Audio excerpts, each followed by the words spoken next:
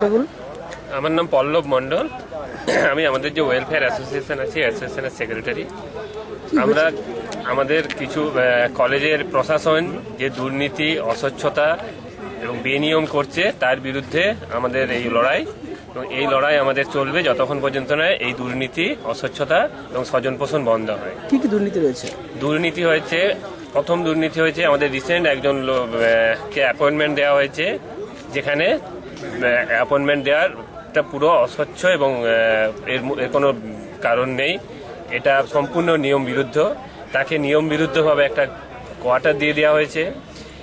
আমাদের বাকি সমস্ত লোকের প্রমোশন আটকে দেওয়া হয়েছে এবং আমাদের ডিআরএস অ্যালাউন্স 2 বছর ধরে বিভিন্ন কারণে আটকে রাখা হয়েছে। এবং এই সব অস্বচ্ছতা, দুর্নীতি এবং অপশাসনের জন্য আমরা ইমিডিয়েট আমাদের বর্তমান যে ডিরেক্টর অর্থাৎ এনএন জানা তার পদত্যাগ দাবি করছি।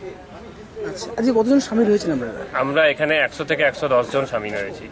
এটা কি আন্দোলন চালিয়ে যাবেন না একদিনের জন্য করছেন? আন্দোলন আমাদের যতদিন না দাবি মানা হচ্ছে আন্দোলন চলবে। ক্লাস কি সম্পূর্ণ বন্ধ? ক্লাস সম্পূর্ণ বন্ধ আছে। আজকে কি ডাইরেক্টর এসেছিলেন? ডাইরেক্টর এসেছিলেন, না ঢুকে উনি চলে গেছেন।